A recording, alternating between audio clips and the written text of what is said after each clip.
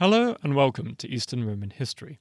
In the early 14th century AD, in the Eastern Roman Empire, the grand logothete and intellectual Theodore Metochites wrote about the ancient Greeks. This is one of the rare moments of Byzantine historiography about the ancient past, and his essays provide us with a fascinating analysis of ancient Greek history and their historians. Theodore Metochites was born in Constantinople, was one of the foremost intellectuals of his day. He was a personal friend of the Emperor Andronicus II Palaiologos, and served as his prime minister from 1321 to 1328. This was during the First Palaiologan Civil War, the uneasy co-rule of the Emperor Andronicus II and his grandson, Emperor Andronicus III. Metochites had first been introduced to Andronicus II back in AD 1290 and had a highly successful political career. However, it was dramatically cut short when he and his master were deposed by the younger Andronicus when the civil war resumed. Andronicus III took Constantinople by betrayal during the night of the 24th of May 1328. Theodore Metochites himself lost his house in the city when the mob looted and burned it.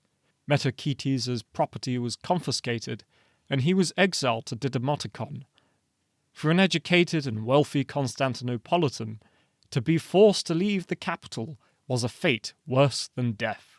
He was so upset, he even wrote an ode to commemorate the obliteration of his house. He returned to become a monk in the Kora monastery he had restored. He died on the 13th of March, 1332. During the 1320s, Metochites, who was a major patron of the arts and culture, collected together his essays on various subjects called the Moral Essays, 3 of which record Metochites' thoughts regarding the ancient Greeks. The current video concerns Essay 113, which record Metochites' comments on ancient Greek civilization and its importance from an Eastern Roman perspective. On the Greeks, and how from the beginning they were distinguished not by the magnitude of their deeds or fortune, but by their civilized nature and character, and the nobility of their thoughts. It seems to me that the main characteristics of the Greeks were the nobility of their character and civilized nature, which were outstanding from the beginning.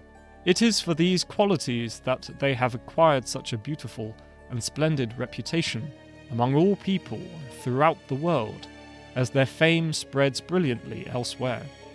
But when we look at the greatness of their deeds and the magnitude of their actual power, they do not differ much from those of many other people who have held other parts of the inhabited world.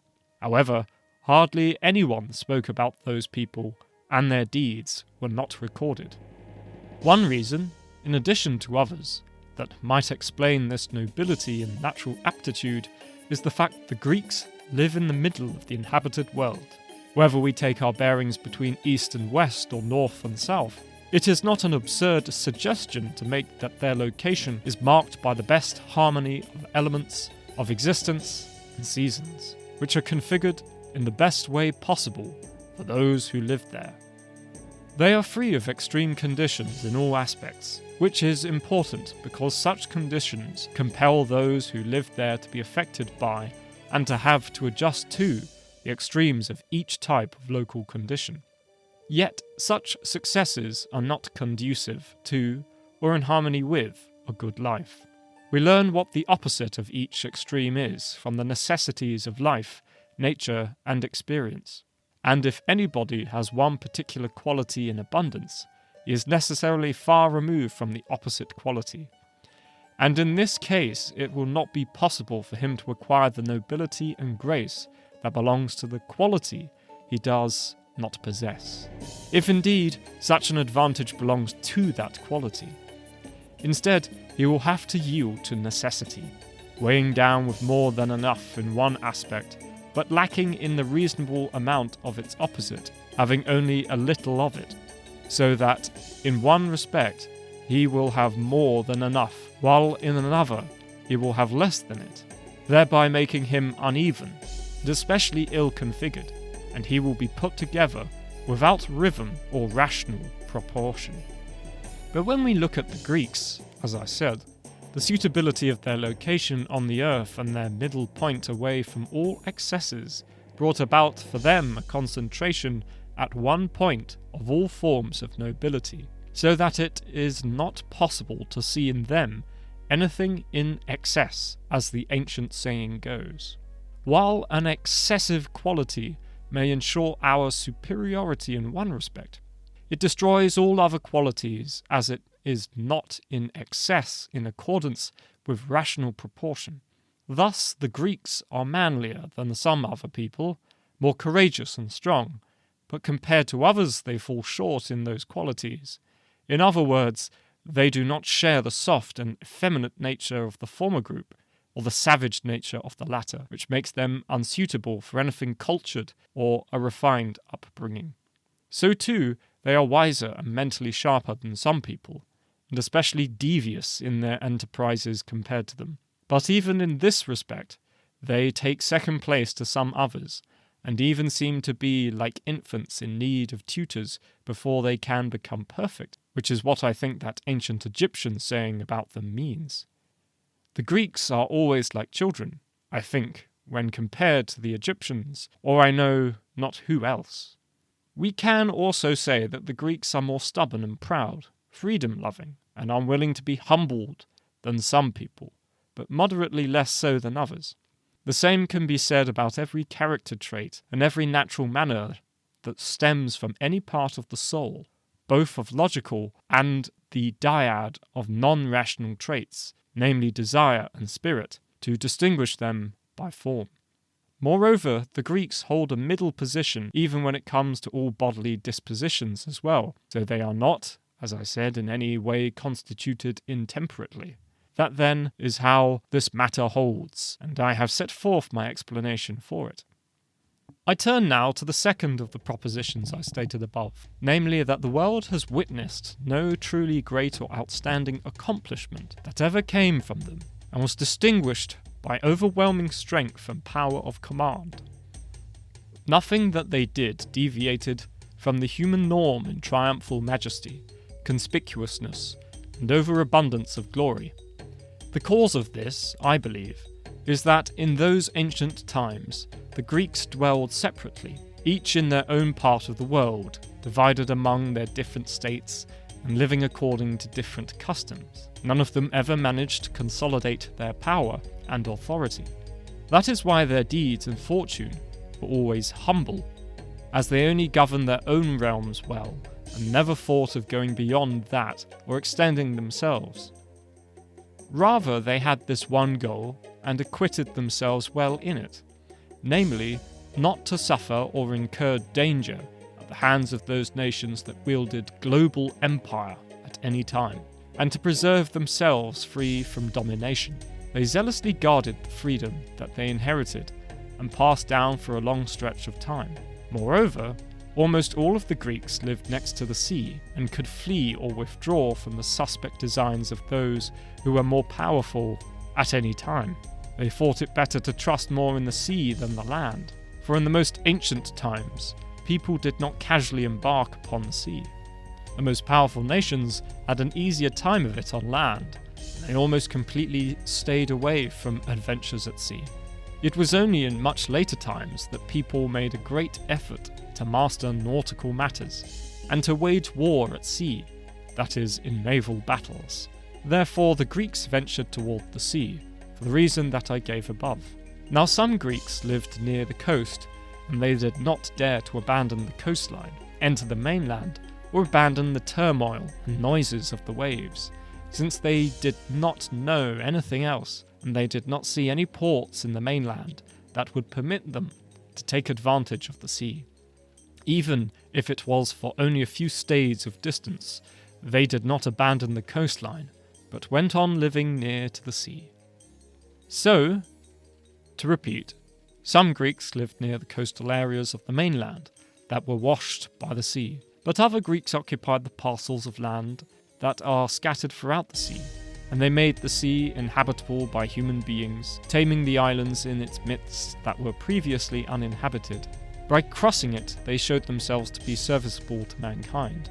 It was the Greeks themselves who settled almost all the islands and prepared them to receive human habitation, arranged them well, and founded political societies on them, not only Crete, Lesbos, Euboea, Rhodes, Samos, Chios, and many other islands that are by Greece and in the Aegean, both the small and the large ones, but some other ones too that are further afield and much bigger than the rest.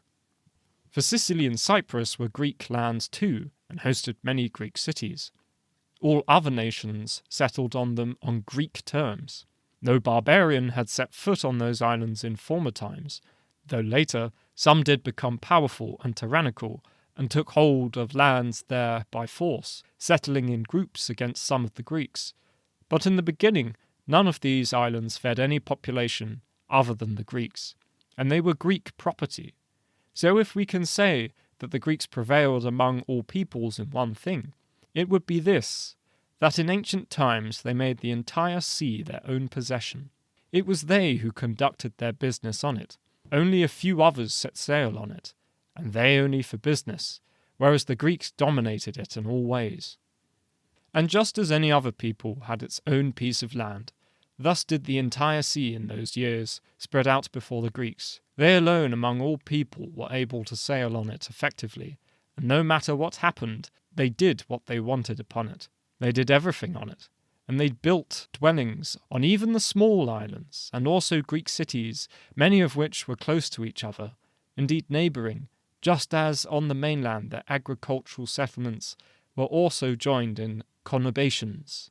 All of these islands had great cities too, not just many of them, because this was the custom of the Greeks from the beginning. For at that time they were accustomed to living in separate groups, each governed by his own laws, as they preferred to live in many smaller settlements than as one people in one unit. Indeed, in both ancient times and now, when any nations or regions of the earth choose to live in loosely affiliated republics and eschew the rule of one master, one can infer and actually see that they tend to have more dense urban networks than the rest. And it is for this reason, as I said, that all the seas in the entire earth were settled in former times by the Greeks, and that is also why such a few small and otherwise insignificant islands contain huge cities that are disproportionate to them, and why they are so close to each other, forming almost a continuous line. Dominion over the sea at those times belonged to the Greeks, as I said, and they were the first to implement nautical practices and develop them the most.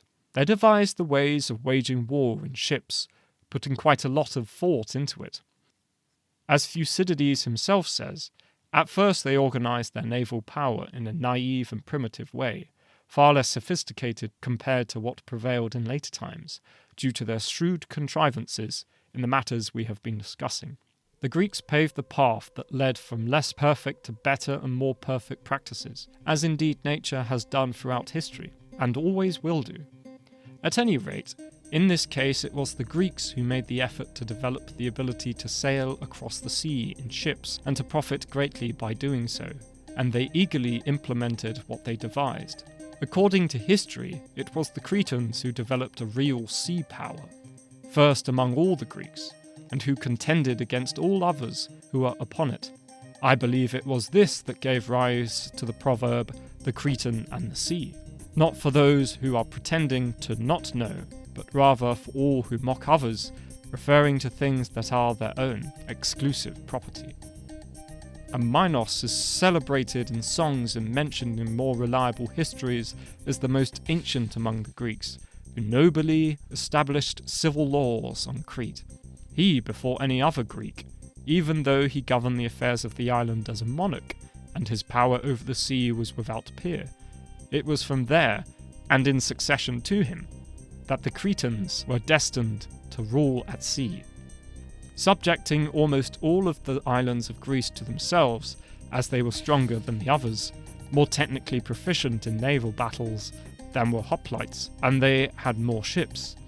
The cause for this was especially their military training, political practice, and the laws of Minos, which were in other respects orderly and moderate, but were especially advantageous when it came to increasing and administrating their lands and the affairs of their people in the best way.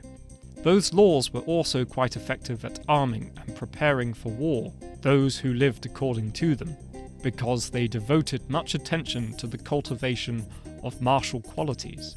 That is why, in later times, Lycurgus and the Spartans likewise made a point of using the same laws. More than anyone else, the Cretans are supposed to have given models of authority, ductile politics, and motivated incentives to all the other Greeks from the beginning, with which they could manage their affairs in a more vigorous way, and they first more than any other Greeks prevailed over the sea, as I said. After them, the Rhodians were second, as they too in later times subjected the islands around their own. The abundance of their wealth, array of ships and dockyards, and all the other adornment of their city distinguished them among the Greeks and made them renowned. Ultimately, after them, it was the Athenians who prevailed at sea more than even the Rhodians. This was after the Persian Wars and the Battle of Salamis. Seizing that opportunity to flourish and do well for themselves, that is, insofar as a single city was able to, they grew powerful at sea, dispatching large fleets. Far from home, they brilliantly came into foreign lands. Egypt, Phoenicia, Cyprus, Pamphylia, and the Eurymedon saw them pass through and win victories even when they were just sailing past, and they beat down the insolence and sea power of the Persians. However, as we said above, while the Greeks were busy at sea from the beginning, they never had the upper hand on land, nor did they make an effort to extend their power far from the sea. The whole of Greek affairs was a small part of the fortune of the world and could be easily circumscribed and defined. Nothing that they did made much of an impact on the whole world, unless it be their civilized nature, mentality, and noble character. In every other respect, they were small, in that they each lived in a separate locale, just as chance would have it, and according to their own customs, and they were never governed in a consistent and coherent way. At first the cities had monarchies and tyrannies, but not horrific ones as they later became, and these were the regimes on each of the islands and in the cities on them, some relying on hereditary succession, and others on whatever rules time and circumstance tossed up.